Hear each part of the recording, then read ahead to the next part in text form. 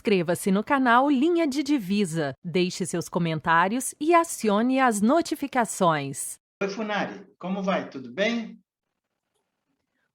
Oi, Deodato, uma satisfação de estar falando com você e, mais uma vez, parabenizando pela série de programas que você tem, são extremamente interessantes. Você entrevista pessoas das mais variadas temáticas e muita repercussão. Eu vejo as pessoas não só assistem individualmente, mas usam também em aulas. Então, é um trabalho muito bonito que você faz, Deodato, e é uma satisfação poder estar aqui com você hoje também, viu? Eu agradeço, viu, Funari?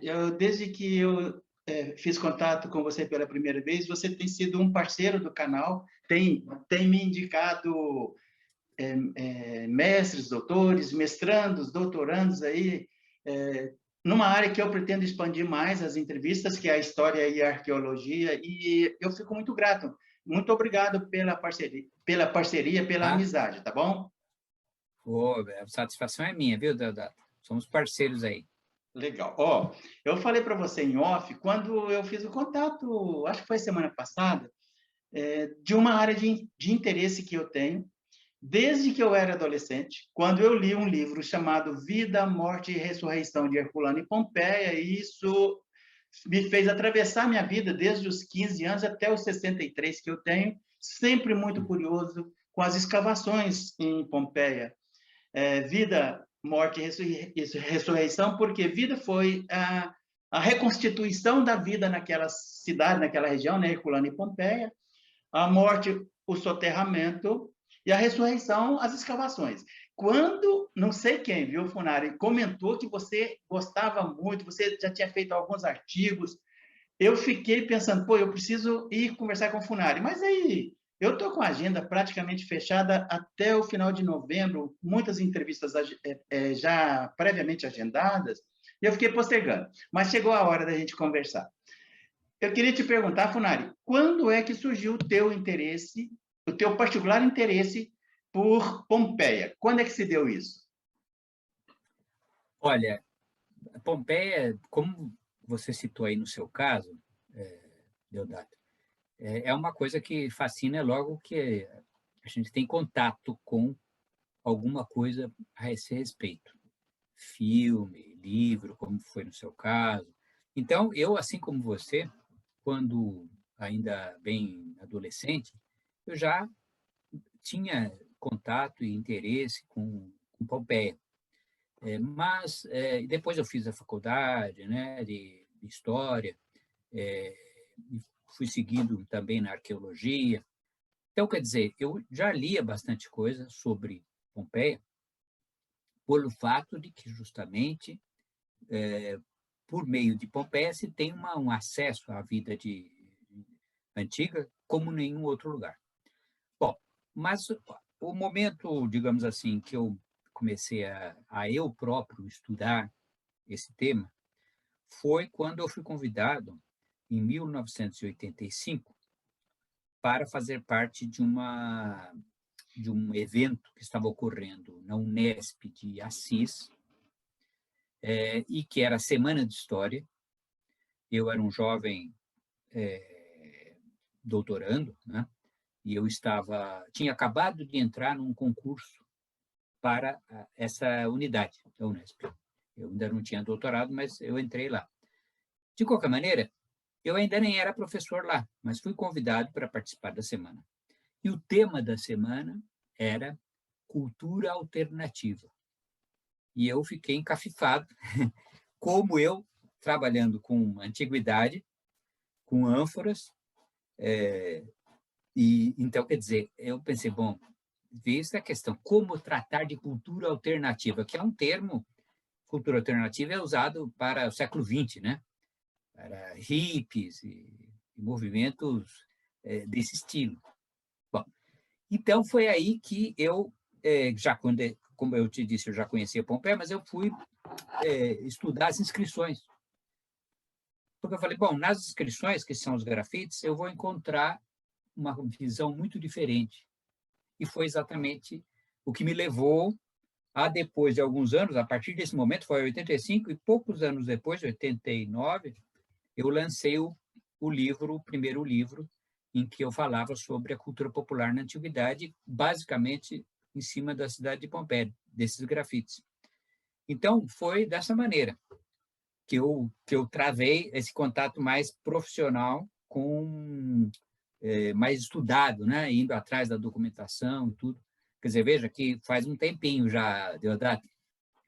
Ô, Funari, você sabe que eu não comentei com você ainda isso, mas me chamou muito a atenção essa tua perspectiva da história, muitas vezes através da arqueologia, sobre a visão dos excluídos, da base da pirâmide social, me chamou muito a atenção e eu fiquei muito interessado. Duas pessoas que você me indicou para entrevistar, um trabalhou em cima das moedas aqui no Brasil,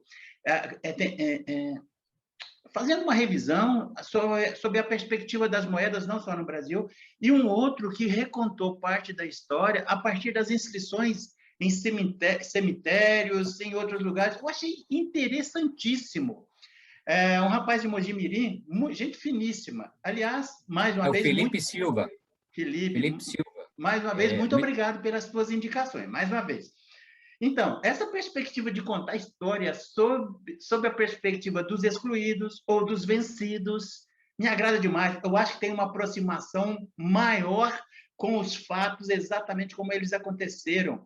Nós assim, ficamos cansados de estudar a história contada oficialmente nas escolas sob a perspectiva dos vencedores, não é verdade? Exatamente, Deodato. É a questão que,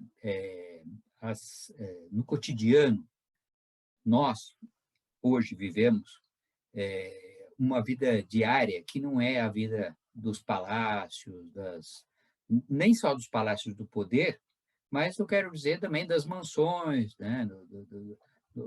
Das pessoas que têm muitos recursos. Isso é sempre muito minoritário. Então, a maior parte de nós que estamos aqui participando e vendo agora, vão ver depois esse programa, são pessoas que vivem o dia a dia, né? E, portanto, não se trata nem de palácio, nem de mansão. Então, o que significa isso? Significa que, na antiguidade, nós temos uma visão muito distorcida, porque, especificamente, os antigos que nos deixaram as obras eram pessoas dessa elite muito restrita e que, portanto, passam uma ideia, às vezes, um pouco enviesada, né? Então, por exemplo, vamos pegar um exemplo qualquer, Platão ou qualquer outro pensador antigo. Se hoje nós pegamos um Platão, uma pessoa qualquer, vai ler e acha muito difícil. Mas é lógico, porque realmente era muito difícil. Não era uma pessoa qualquer e sem estudo. Não, ao contrário, era algo que já vinha de muita reflexão. Então, no caso da população, eu acho que isso tem um atrativo muito grande para nós vermos como as pessoas realmente viviam. Mulheres, crianças, escravos, libertos, ou o que quer que seja, pobres em geral. Então, quer dizer, há um espectro muito maior social e, portanto, nós nos aproximamos da vida tal como ela era, que é próxima da nossa, nesse sentido de que nós também temos essas experiências humanas, em outro contexto, em outra situação, mas realmente é uma maneira de nós nos aproximarmos dos antigos, que em grande parte eram diferentes de nós, naturalmente, a sociedade era muito diferente, mas muitas coisas também nós podemos contactar pela empatia, digamos, nos colocarmos no lugar. Inclusive nas paredes,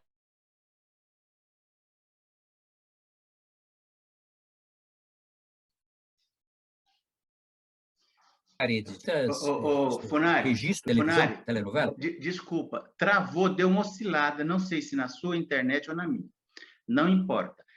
Eu vou cortar e jogar fora. A hora que você falou da empatia, repete depois de empatia e vai embora, retoma e vai embora.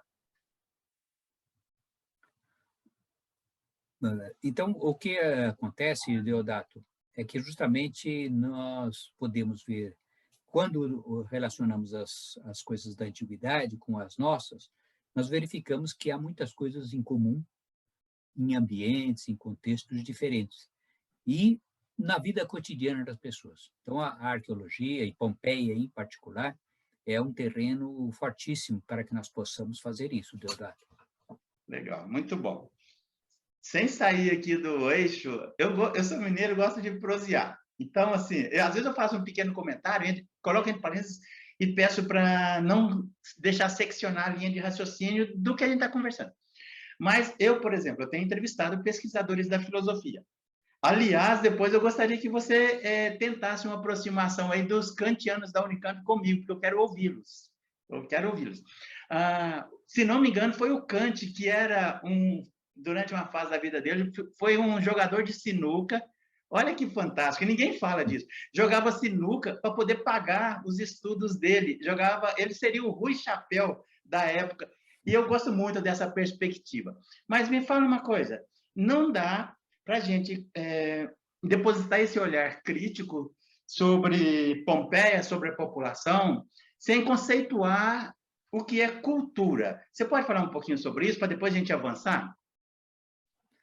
Sim, olha, Deodato, você tem razão, porque cultura é um termo que é muito, a gente usa em muitos contextos diferentes, mas vou fazer um breve histórico, digamos assim, porque cultura vem do termo latino, que existe em português, que é culto. Culto. E culto é o quê? Fisicamente, é cultivar o solo. Você cultiva o solo e aí produz.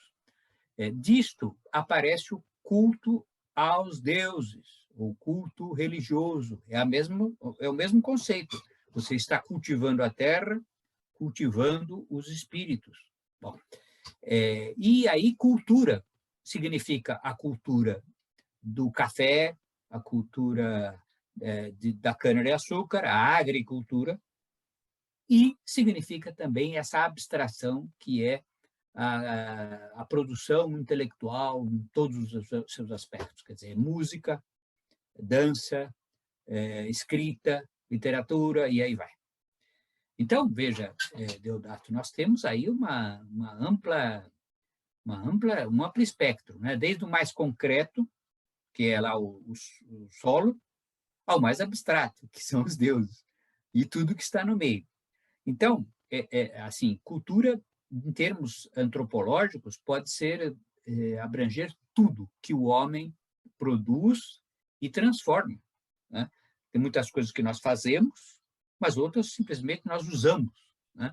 Simplesmente usamos, transformamos uma coisa natural em cultura. Um exemplo que eu posso dar é uma pedra que está no chão, ela é natural. No momento em que nós a pegamos e jogamos no lago, para fazermos com que o lago tenha mais ondas, se tornou algo apropriado pela cultura. Então, esse é o sentido amplo da palavra,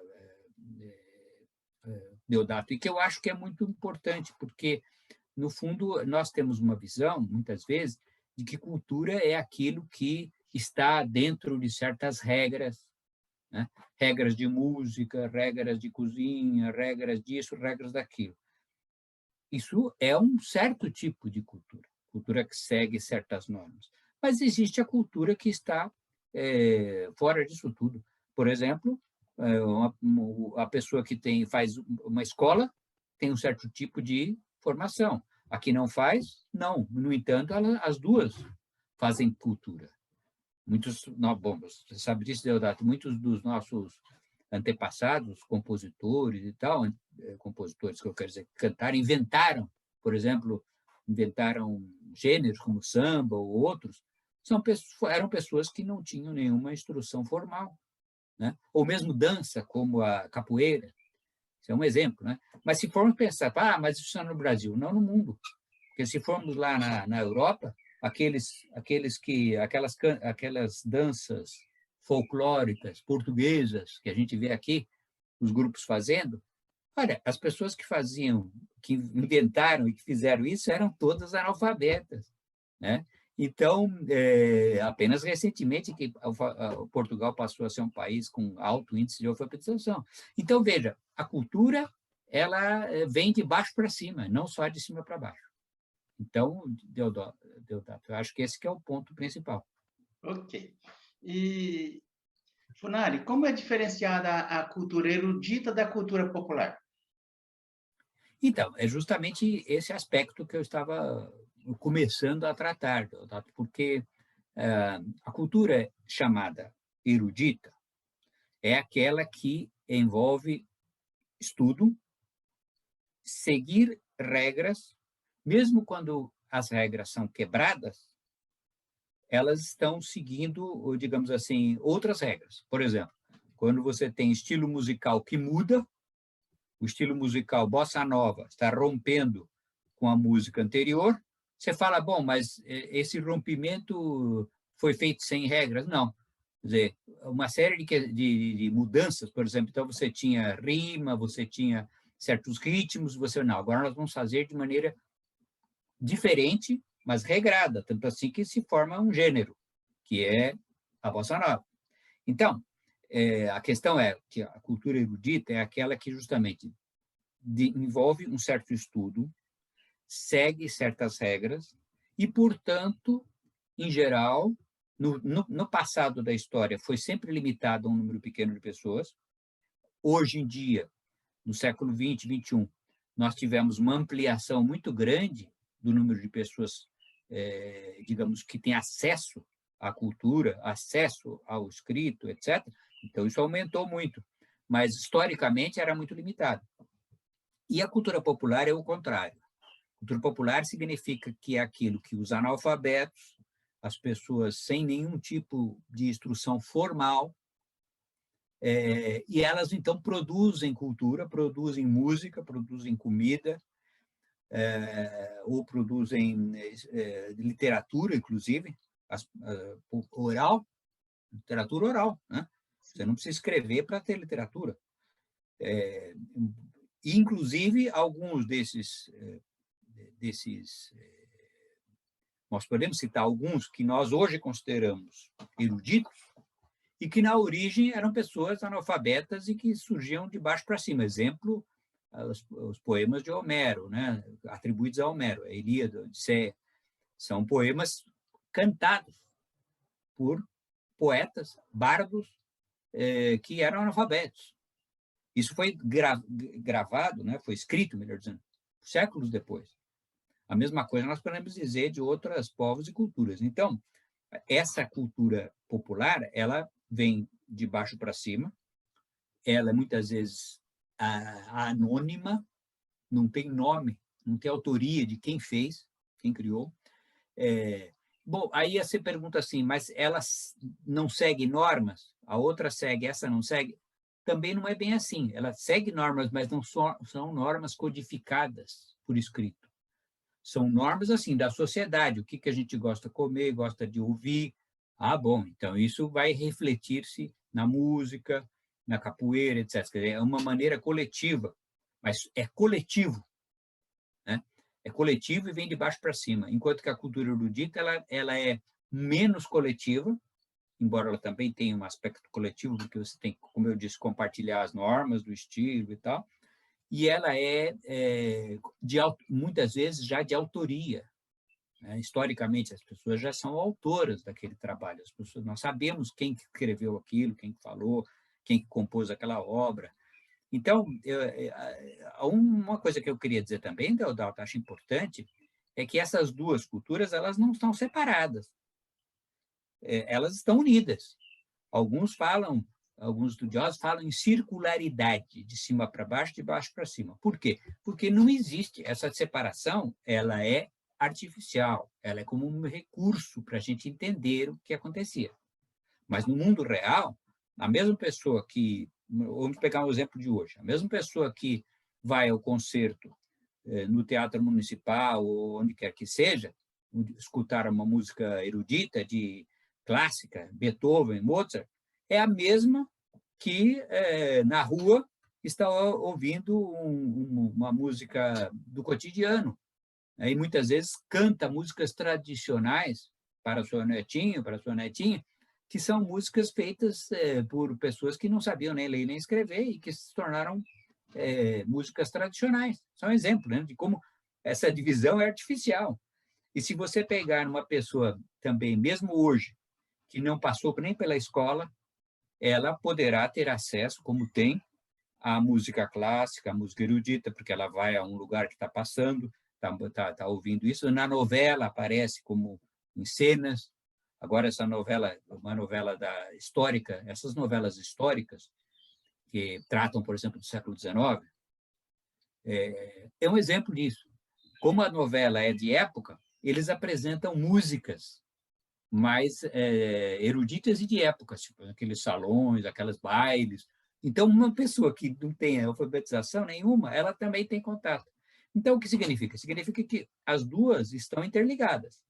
Elas têm particularidades que, a meu juízo, convém, digamos assim, diferenciar a erudita da popular, mas elas estão em interrelação. Então, é isso, Deodato. Eu acho que esses dois aspectos têm que ser ressaltados. Ok. Funari, e como era a cultura na Antiguidade Clássica? Exatamente. A questão da Antiguidade Clássica ela é específica pelo fato de que você tinha, digamos, dependendo da época, mas nunca muito mais do que entre 1 a 5% de pessoas alfabetizadas. Portanto, o que significa alfabetizado? Significa passar por algum tipo de educação. Ou seja, não havia necessariamente escola, mas algum tipo de preceptor, etc. Quer dizer, um número muito pequeno de pessoas que passavam por uma codificação. No entanto, de qualquer maneira, isso que essas pessoas faziam da elite atingiam os analfabetos, seguramente. Por quê?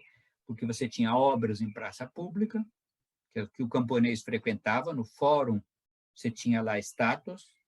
Em Atenas, você tinha lá o Partenon, e os camponeses, fossem analfabetos, estavam vendo. Peça de teatro, né? Aí você tem peças de teatro que os gregos inventaram, digamos assim, tanto as tragédias quanto as comédias, né? São peças que todos assistiam e, portanto, escritas por intelectuais, escritas por pessoas cultas, seguramente. Algumas delas chegaram até nós. São até hoje best-sellers pelo caráter universal, filosófico, né, do seu conteúdo. Édipo Rei e tantos outros, né? De qualquer maneira, mas o mais simples entendia e participava. Então, isso significa que havia, como eu disse, essa interpenetração. Agora, de qualquer maneira, temos que nos lembrar que os registros que nos chegaram no passar dos séculos pela Idade Média foram basicamente, não só, mas principalmente esses formados pela própria elite, porque as pessoas que deixaram registros orais, ou seja, falas, não chegaram até nós. O que escreveram em coisas cotidianas tampouco chegaram até nós, porque foram destruídos pelo tempo. E assim vai. Então, quer dizer, nós temos um registro dessa população comum do dia a dia que vem principalmente pela arqueologia e por sítios excepcionais como Pompeia, que preservam.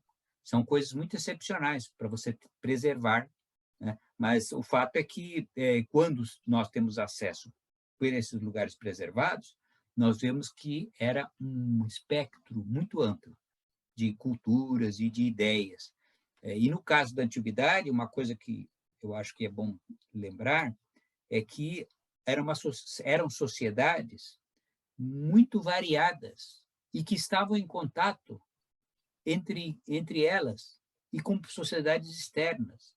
Nós, às vezes, esquecemos que, apesar de não terem meios de transporte modernos, são recentes, a África, a Europa e a Ásia estavam interligados por rotas marítimas e terrestres. As ideias passavam da China para o Mediterrâneo e do Mediterrâneo para a China. Não é à toa que, por exemplo, vamos dar um exemplo, que é o budismo, né?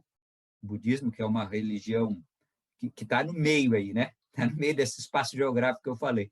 E aí ele influenciou o Ocidente e influenciou o Oriente. Outro exemplo que eu vou te dar é da espiritualidade dessa região central que se espraia. A ideia de transmigração, que está também no budismo, transmigração das vidas, das almas. E veja que isso aparece em lugares muito distantes. Então, por que isso?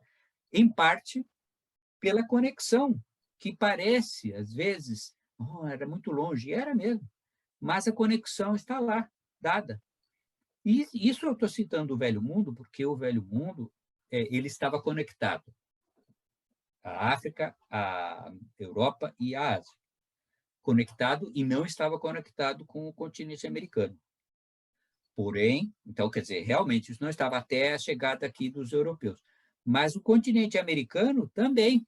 Se nós formos verificar tribos indígenas aqui do Mato Grosso, com ligações com a Amazônia, Caribe, Cuba. Então, veja, você está falando em Mato Grosso e Cuba. Então, veja, é uma distância tremenda com contatos. Funari, desculpa te interromper. Foram encontrados artefatos arqueológicos da cultura inca na região de Florianópolis. Dizem que tinha uma rota que interligava, que nunca foi muito bem definida, dos Andes até o litoral brasileiro. Exatamente. Esse é um exemplo que a gente conhecia, essa rota que você fala, pela descrição dos colonizadores que viram que existia. Mas vestígios arqueológicos, que você citou, e eu vou dar uma informação aqui, que é o seguinte: palavras que nós temos e que os índios já tinham, que são lá dos Andes. Exemplo é garoa. A garoa, que é uma palavra quichua, e que estava presente aqui entre os índios, na nossa região, índios tupis, presentes, esse mesmo termo, na região de Argentina, Buenos Aires. Eu me lembro, muitos anos atrás, quando eu estive lá em Buenos Aires, a primeira vez, me disseram assim, que aquela era Tierra de la Garua. Falei, né? Terra da Garoa, Terra da Garoa. Aí eu falei, como assim? Aí me falaram, não, porque lá também tem, assim como aqui, né? Tem nebulosidade. E a nebulosidade é rara, né? Na nossa região não é uma coisa assim. Mas nos Andes é que tem a garoa. A garoa é típica de região montanhosa. Então, é interessante isso que você citou. Então, veja, a gente pensa que está tão longe, e está mesmo, do Peru, e, no entanto, desde muitos milhares de anos, isso está conectado. Ok. Como eu falei, eu gosto muito de prosear. Vou fazer mais um comentário sobre essa questão aí da conexão com os Andes, e vou fechar o parênteses e voltar para Pompeia. Senão a gente vai se desviar. Assim como eu tive o interesse por Pompeia desde a minha adolescência, eu sempre tive interesse por Machu Picchu. E eu fui depois, muitos anos depois, já maduro, peguei minha mochila e fui pela floresta amazônica. Fui para o Acre, atravessei lá, passei perto de Chapuri, a terra do Chico Mendes, peguei a fronteira e fui para Cusco, eu e minha esposa. Mas, quem sabe, isso aí pode ser pauta para uma outra conversa. Vamos voltar para Pompeia. Me fala uma coisa, a cidade de Pompeia teve duas ou mais fases, você que vai nos deixar claro aí, a fase osca e a fase romana. Como é que as escavações trouxeram luzes sobre essas duas fases acerca da cidade de Pompeia? Olha, Deodato, a cidade de Pompeia, ela está ao sul de Roma, Península Itálica, ao sul, está um pouco ao sul de Nápoles, e esse Nápoles e essa região toda está sobre a influência do vulcão Vesúvio. Esse vulcão, os antigos, naturalmente, não sabiam que era um vulcão, era um monte, né? Bom, de qualquer maneira, essa região muito fértil, porque o terreno derivado das erupções vulcânicas é muito fértil, muito bom para a agricultura. Não é à toa, Deodato, que em todos os continentes, sempre nas encostas dos vulcões, você tem populações assentadas e produzindo produtos agrícolas. Porque a agricultura se dá muito bem, ela é uma terra muito fértil. Tá? Então, isso explica, em parte, a ocupação desses espaços. Bom, no caso de Pompeia, então, é uma cidade que nós conhecemos por ter sido citada em fontes antigas e também por os vestígios, como você disse. Então, nós temos uma noção de que a cidade é bem antiga, quinto, sexto século antes de Cristo, quer dizer, uma cidade, se não contemporânea à cidade de Roma, pouco posterior. Essa é uma cidade que esteve sob influência de outras culturas, outros impérios.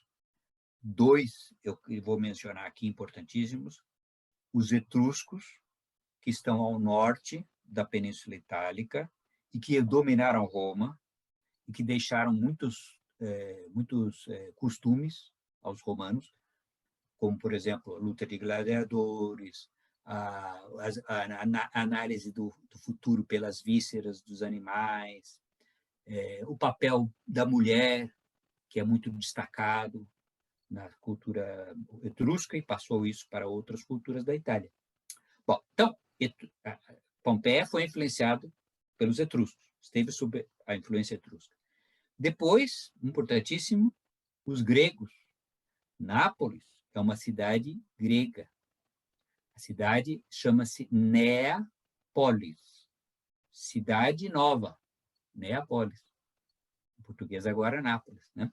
Bom, então, influência grega, importante, todo o sul da Itália, e Pompeia estava lá. Mas a população que era, digamos assim, nativa e que os itálicos do lugar, os habitantes originais do lugar, eram os oscos.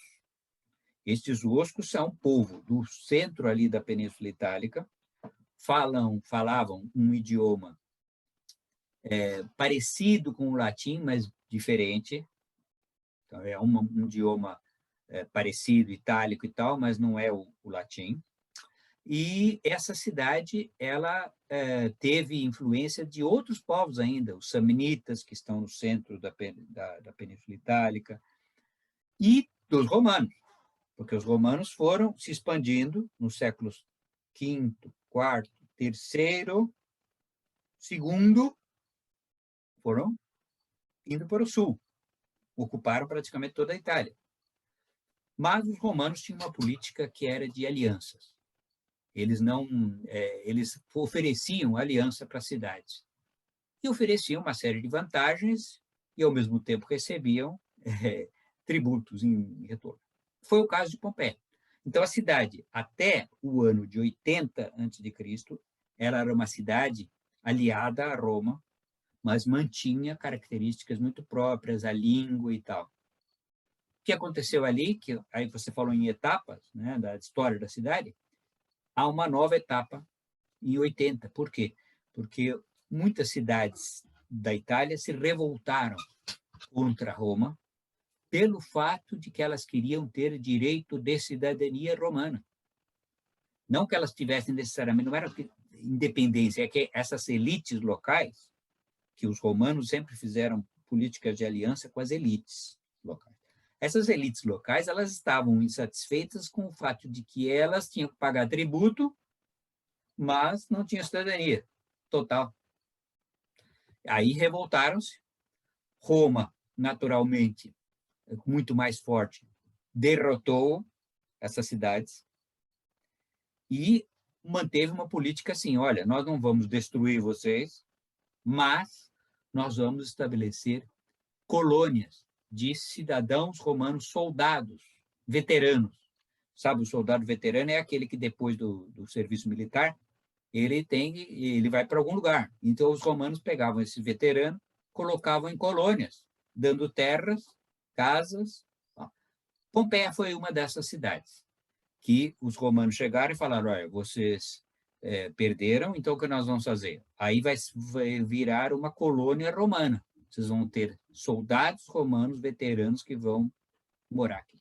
Então, essa segunda fase, que vai de 80 a.C. a 79 depois de Cristo, é a tal cidade romana, porque aí eles passam a utilizar o latim, as ruas são planejadas no sistema romano de quadriculado, e a cidade, portanto, passa a ser uma cidade romana típica. E a população original não desaparece, continua lá, mas ela tem que utilizar o latim na escrita. Então, a gente vê isso nas paredes, as pessoas passam a utilizar o latim. E, num certo sentido, há uma junção das duas populações. A gente só sabe que dá para perceber que são elites anteriores, porque os nomes próprios, os sobrenomes, diríamos nós, né, são ainda oscos. Então, veja como há uma mescla. Então, por isso que nós podemos falar. Agora, se você falou como é que são conhecidos, basicamente nós conhecemos essa cidade romana. Por quê? Porque como a cidade foi soterrada pelo vulcão, o que sobrou foi o que estava em 79 depois de Cristo. E você fala assim, mas e o que estava abaixo? Ou seja, anterior? Está lá. Então, como a cidade foi destruída em 79, o que estava ali, os romanos, foi mantido. Mas o que está abaixo não é que não existe, existe. Mas, para você chegar lá, precisa escavar abaixo da cidade romana. E como a cidade romana está tão bem preservada, em poucos lugares foi feita essa escavação. Mais profunda, eu quero dizer. Funari, aguarde só um minutinho, eu vou chamar a vinheta, já já a gente volta, ok?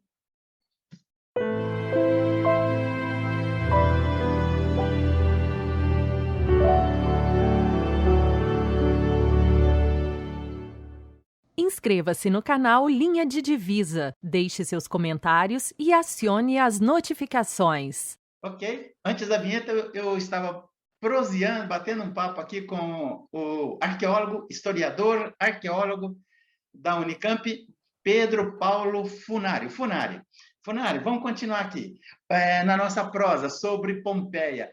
Me fala uma coisa, rapaz, me chamou muita atenção o fato de que nas escavações surgiram uma sociedade de consumo. Você pode falar um pouco sobre isso? Justamente esse é um aspecto muito interessante, porque, por um lado, nós sabemos que a sociedade antiga e romana, em particular, era baseada na escravidão e havia, digamos, os meios modernos não existiam, né, de transporte, de comunicação. Isso tudo é verdade. Mas, ao mesmo tempo, a sociedade antiga, em particular no período romano, ele atingiu um ápice que só seria igualado muitos séculos depois, mais de 1000 anos depois, muito mais, nas comunicações e nas trocas comerciais. Quer dizer, o Mediterrâneo foi unificado pelos romanos, que fizeram do Mediterrâneo o Mare Nostrum, o nosso mar. Significa que foi o único período na história em que os 4 cantos do Mediterrâneo estavam em contato constante, quer dizer, norte e sul, África, né? África, Europa, com o Oriente. Bom, então, quer dizer, é o único momento que isso ocorre. Um contato intenso, porque faziam parte de uma mesma império, digamos assim. Depois, então, quer dizer, no aspecto cultural, eu acho que as trocas foram intensas nesse lugar, nesse espaço. E, como eu havia acenado anteriormente para você, Deodato, e a partir daí, a partir desse Mediterrâneo, chegando à África subsaariana e mesmo à Ásia Central e até a China.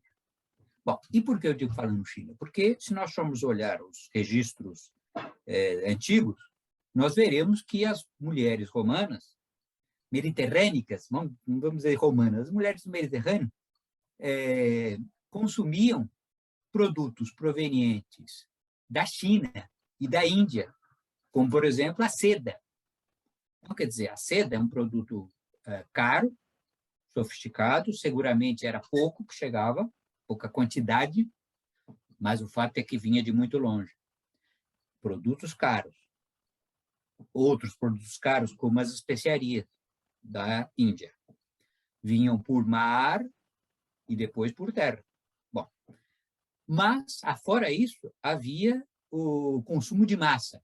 Isso é o que você está falando em sociedade de consumo, porque consumo de massa significava consumo de trigo que vinha, por exemplo, do Egito e abastecia uma área na Itália, por exemplo, como é o caso de Pompeia.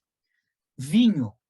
O vinho era produzido em Pompeia e era exportado por uma área imensa no Mediterrâneo. E, ao mesmo tempo, em Pompeia, apesar deles produzirem vinho, eles também consumiam vinho de fora. A sociedade de consumo, vinhos espanhóis, vinhos da Grécia. Né? Azeite. Azeite é a mesma coisa. Produziam azeite no lugar e também importavam azeite. E isso tudo nós sabemos pelas ânforas. São os recipientes desses produtos.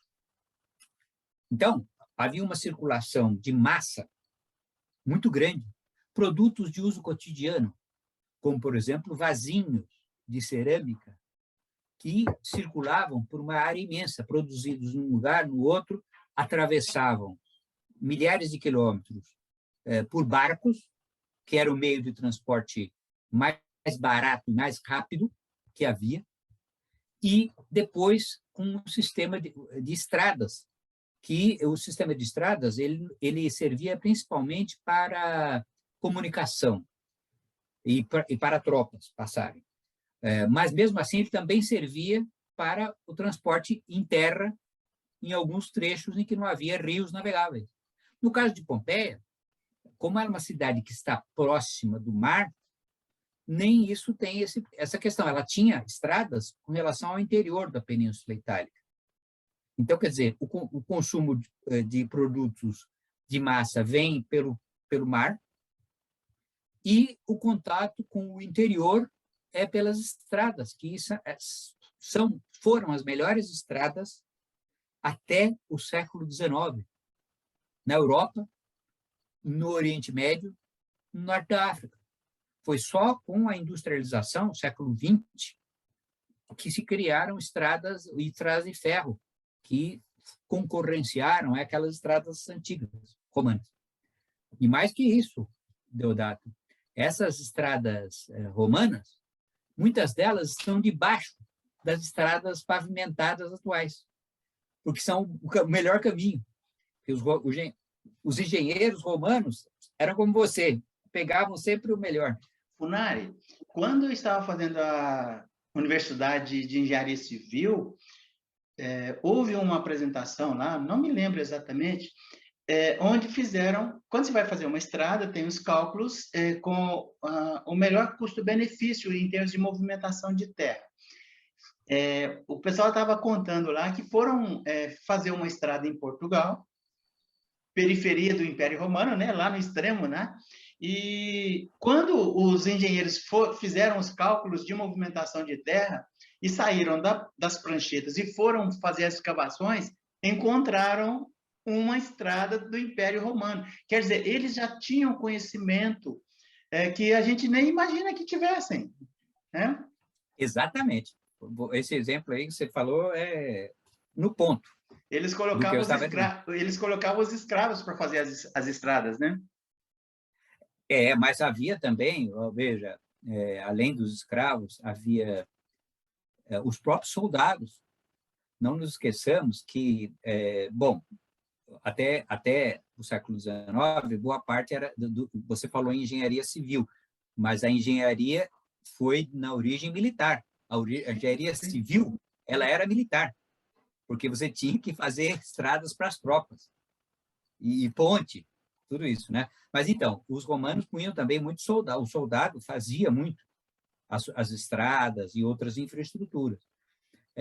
Mas, então, para retomar, para concluir a questão da sociedade de consumo, o que nós podemos dizer isso é que chama a atenção que, no caso de Pompeia, em particular, que nós temos evidência e que estava muito bem conectada, é uma cidade litorânea, uma cidade que tem muitas boas conexões, e que nós temos as evidências de que havia grande consumo de massa, consumo de elite, transporte em grande quantidade, mobilidade de pessoas vinda de diferentes lugares.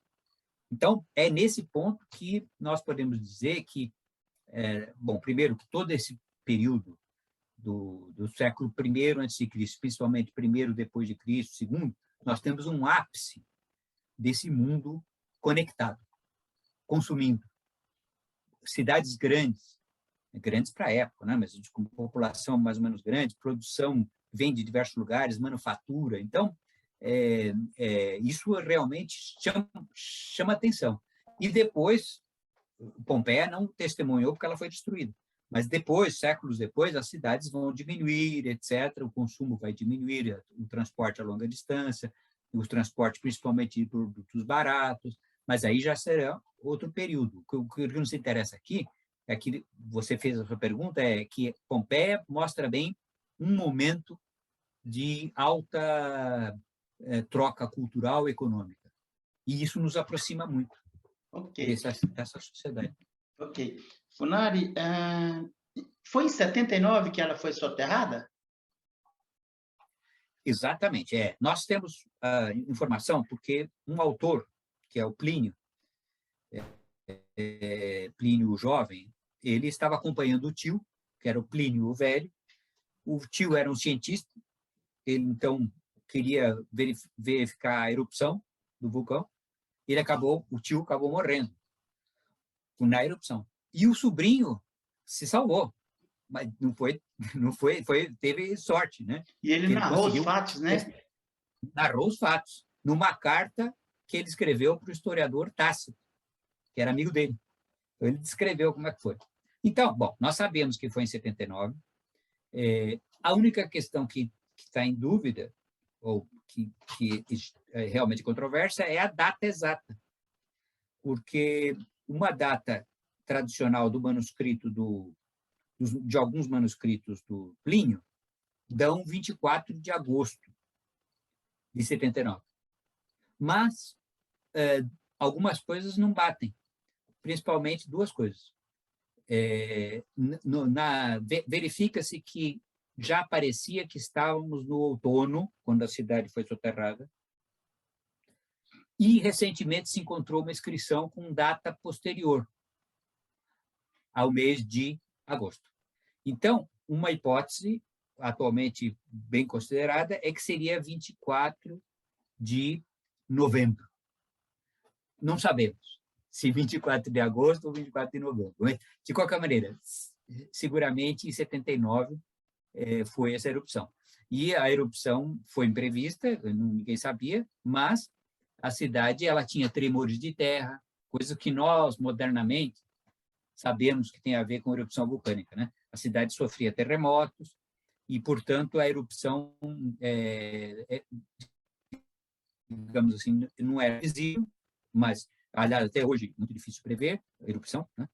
E ela foi uma erupção muito violenta, porque até hoje o vulcão é ativo, o vulcão de Pompeia, o Vesúvio. Porém, naquele momento, foi realmente uma erupção com gases tóxicos, muita gente morreu com gases tóxicos. Depois, com pedras pomes, que são pedras que preservaram a cidade, não é lava. Primeiro cai a pedra pome, a cidade foi sendo soterrada por essas pedras, depois é que veio a lava. Então, a cidade ficou, em grande parte, todo o térreo preservado. E o primeiro andar, em parte. O primeiro andar, quer dizer, o andar de cima, né? O térreo e o andar de cima. Então, foi uma situação excepcional e única. E outra coisa também, a erupção foi tão forte que ficou tantos metros abaixo que a população, embora algumas pessoas tenham tentado reaver os seus bens, foram muito poucos. Então, a erupção do vulcão, ela começou com gases tóxicos, matou muita gente já. Depois, pedras pómeas, que preservaram o andar térreo, né?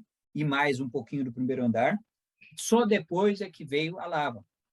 De tal maneira que preservou muito bem, mas, por outro lado, deixou uma camada imensa, grande, muito grande, de material em cima da cidade. Algumas pessoas da cidade tentaram fazer o buraco e reaver os seus bens. Nós temos evidência disso na arqueologia, mas basicamente muito pouco, porque era tão difícil que as pessoas acabaram desistindo. Então, o que acontece? A cidade foi esquecida. Até o século XVIII, sabia-se que Pompeia havia sido destruída, em 79, porque o Plínio dizia. Mas aonde é essa cidade? É perto de Nápoles. Mas aonde? Então, foi só no século XVIII que eles encontraram vestígios da cidade de Tivitá, que era uma cidadezinha lá, nessa região. Fazendo escavações, encontraram vestígios e, finalmente, encontraram uma inscrição em que mencionava o nome Pompeia. Então, veja, 1748. Ressurge, quer dizer, passa a existir num lugar físico Pompeia, que até aquele momento era, onde será isso? Muito bom. Então, aí foi o redescobrimento de Pompeia, ou a ressurreição de Pompeia. Ok. E me fala uma coisa, um outro fato que você abordou, eu achei muito interessante. A sociologia encontrada nas inscrições nos muros da cidade. Fale um pouquinho sobre isso, Funari. Justamente, Deodato, o que acontece de interessante é que, em Pompeia, foram preservadas muitas inscrições nas paredes, inscrições oficiais, mas também, principalmente, mais de 10 mil grafites. Pessoas escreviam com um estilete na parede. Eles escreviam com estiletes? Estilete. Tinham dois tipos. Alguns eram com tinta, mas a maioria eram estilete, ou seja, você faz um sulco na parede. Né? Um sulco, você escreve fazendo um sulco. Então, porque esse é o método mais barato, né? É interessante, você chama de grafite como se fossem grafiteiros e não pichadores. Isso, porque é diferente, porque essas inscrições que eu estou dizendo que são mais de 10 mil, elas são, em geral, podem ter imagens, desenhos. A imagem é um desenho, porque é feito com estilete. São mensagens, podem ser curtas, mas algumas são até de muitas linhas. Algumas são poemas, outras são principalmente conversa de pessoas, xingamentos e coisas desse tipo. E você citou sociologia, porque é o seguinte, lá nós temos evidência de uma quantidade muito grande de profissões ali nas paredes. Nós temos pessoas que trabalhavam em padarias, pessoas que trabalhavam em lavanderias, e assim por diante. Quer dizer, nós temos diversas categorias de pessoas que só nos aparecem ali. Nós não sabíamos nem da existência. Pomari, por exemplo, que são as pessoas que trabalham no pomar, né? Plantação de frutas. Então, esse é um exemplo de que aparecem inscrições, né? Essas inscrições, algumas delas que são já pintadas. Então, havia eleições anuais. Todo ano havia eleições. As eleições eram para a Câmara Municipal, digamos assim, seria hoje a Câmara Municipal. E, portanto, havia inscrições nas paredes em que as pessoas apoiavam este candidato ou aquele.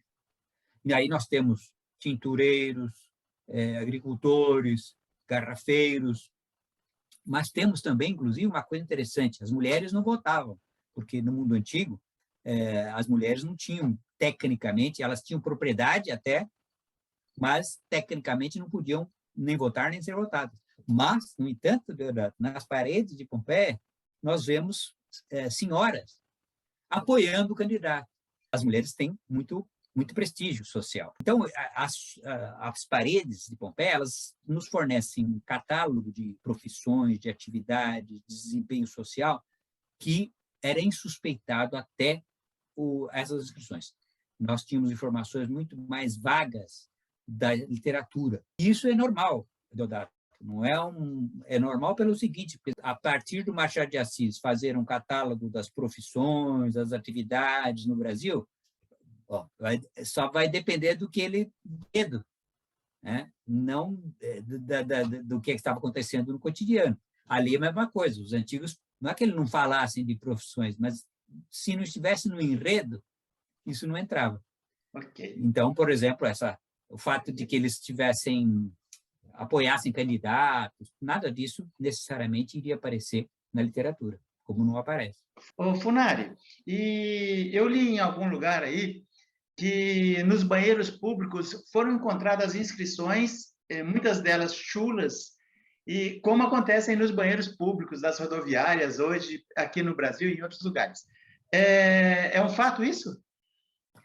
Isso mesmo, Deodato. Olha, havia banheiros públicos, chamados de latrinas, havia também termas para tomar banho, água quente, água fria, e as pessoas utilizavam isso porque dificilmente tinham na casa esses serviços. E lá, realmente, as pessoas escreviam coisas que como você disse, chulas, faziam desenhos também, e, além de tudo, nesses lugares, nós encontramos práticas que a literatura da elite, muitas vezes, considerava, como se chama, que não deveriam ser feitas, coisas que deveriam ser evitadas. Então, por exemplo, uma relação sexual, a mulher cavalgar o homem, e outras desse estilo, que nós temos evidência nas termas e nos banheiros, e que, no entanto, portanto, contradizem. Não é que contradizem, significa que não é porque um autor como Sêneca ou Marcial, que são pessoas da elite, que falam que não deve se fazer isso, que as pessoas não fizessem. Né? Então, eu acho que é muito interessante essa sua observação, e assim como hoje, quando há estudos, né, hoje em dia, sobre inscrições em banheiro, grafites em banheiro, e isso também é muito interessante, porque você vê, uma coisa é o que as pessoas falam de público, outra coisa é o que escrevem lá, revelam muito também sobre a sociedade. A Renata Plaza, uma psicóloga que escreveu num livro que nós organizamos aqui já faz alguns anos, ela é uma estudiosa, psicóloga, estudiosa justamente disso, nessa questão das inscrições de banheiros e como isso reflete a maneira como essa divisão público-privado, né? De público você fala uma coisa, em privado faz outra. Muito interessante isso aí, Deodato. Como é que é o nome dela? Renata? Renata Plaza, Plaza. Se você tiver o WhatsApp dela, quero entrevistá-la. Sim, eu vou anotar aqui. Mas então, pode falar, Deodato. Ô, Funari, você colocou ali no material que você me mandou, no finalzinho, eu achei interessante lá, né? Foi até cabeça de capítulo, uma ideia na cabeça dos arqueólogos com uma proposta de fazer vasculhar ali a cultura erudita e a cultura popular. Me lembrou o Glauber Rocha, né? E aí, fala um pouquinho sobre isso, já caminhando para o fechamento. Olha, Deodato, você citou aí o Glauber Rocha, e foi por esse motivo que eu pus o título, esse subtítulo, que a frase do Glauber Rocha, que foi esse grande cineasta brasileiro, uma câmera na mão e uma ideia na cabeça, né? Essa é a frase dele, e que ficou famosa justamente por dizer que a câmera na mão, ele estava querendo, com isso, dizer que não precisava ter aqueles aparelhos imensos que antigamente tinha para gravar, ele queria gravar com uma coisa mais leve possível. Isso era muito novidade na época, dos anos 60. Bom, isso é um ponto. Outro, mas ele fala, e uma ideia na cabeça, quer dizer, a importância de você planejar o que você vai filmar. Bom, a analogia que eu fiz e que você menciona aí, com relação ao trabalho do arqueólogo, é que justamente o arqueólogo ele tem na mão uma pá, um instrumento de limpeza, né? Um pincel. Então, quer dizer, essa é a analogia, quer dizer, ele tem instrumentos, mas ele só poderá fazer alguma coisa se ele tiver alguma ideia na cabeça. E o que é essa ideia na cabeça? Significa ter critérios para observar as coisas, ter ideias prévias sobre como funcionava aquela sociedade, como ela podia se transformar. Então, quer dizer, ele precisa ter esquemas interpretativos para observar o que ele está vendo, ousadia também de ir atrás de coisas, porque muitas vezes, no passado, século XIX, XX, as coisas não eram percebidas. O arqueólogo ia a campo e ele deixava de anotar, porque lhe parecia irrelevante aquilo que ele estava achando. Ele só conservava algumas coisas. Hoje em dia, há uma preocupação muito maior com o que a gente chama de contexto. Você registra tudo para poder analisar. Vou dar um exemplo para você. É o caso de vestígios de alimento, que até recentemente você não conseguia, observando uma cerâmica, identificar alimento. Então, as pessoas lavavam e saía essa informação. E assim por diante, quer dizer, é normal, isso é normal porque depende da tecnologia, das ideias de uma época, mas o fato é que precisa ter ideias na cabeça. Um outro exemplo que eu vou te dizer é o caso um caso famoso, é o caso de, as pessoas viviam todas em casas ao estilo romano. Por quê? Porque você olhava no campo e você via casas redondas e falava assim, casa redonda não é romana. Tá bom. E isso aí é anterior. Depois, analisando, mais recentemente, nas últimas décadas, você analisa e vê que casa redonda convivia com as casas retangulares ou quadradas, e, portanto, a população era mais variada do que se imagina. Não é anterior, é contemporâneo. Então, veja, ideia na cabeça. Tem que ter abertura também para a evidência. Tem que ter ideias, abertura de ideias. Daí a minha analogia com o grande Glauber Rocha. E eu apenas lamento que, hoje em dia, muitas pessoas talvez não saibam que isso é uma referência, porque eu não escrevo lá. Você fez essa associação, né? Mas eu não escrevo ali que é o Glauber Rocha. Então, foi bom você citar, porque um leitor talvez mais jovem não saiba que eu estou fazendo uma referência, uma justa homenagem ao Glauber Rocha. Ok. Funari, eu queria te agradecer muito por separar esse tempo aí para a gente conversar sobre Pompeia.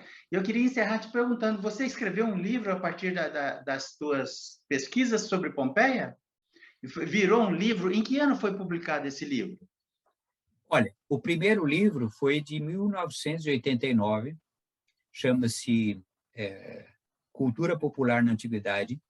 Foi em língua portuguesa? Em língua portuguesa, e ele está... eu tornei o livro inteiro disponível na base de dados academia.edu. Digita o nome do livro, História da Cultura Popular na Antiguidade Clássica. Mas depois, esse livro, modificado, ampliado, ele saiu também pela editora Ana Blume, com outro título, quer dizer, A Vida Cotidiana na Roma Antiga, que é uma reelaboração daquele livro. E eu publiquei muitos artigos também sobre esse tema. Então, nessa base de dados academia.edu, no meu nome, põe no buscador Pompeia, grafites, tem lá um buscador. Muitos, eu publiquei muitos. Em português, em outros idiomas, mas em português também muitos, sabe? Então, eu dou essa dica aí para quem estiver interessado e curioso. Vocês vão poder ver não só artigos, mas as inscrições no original, quer dizer, o desenho, a foto e a minha tradução. Então, obrigado pela oportunidade aí de divulgar isso. Ok, Funari. Muito obrigado, um abração. No futuro a gente volta a conversar mais vezes. Vira e mexe, eu vejo lá os artigos que você publica na plataforma. Sempre, aliás, eu recebo, toda vez que alguém publica, eles me mandam um e-mail e assim eu vou entrevistando, fazendo contato. Muito obrigado, um abração. Olha, eu que agradeço, Deodato. Parabéns, viu? Adorei falar com você. Valeu, um abraço, até. Inscreva-se no canal Linha de Divisa, deixe seus comentários e acione as notificações.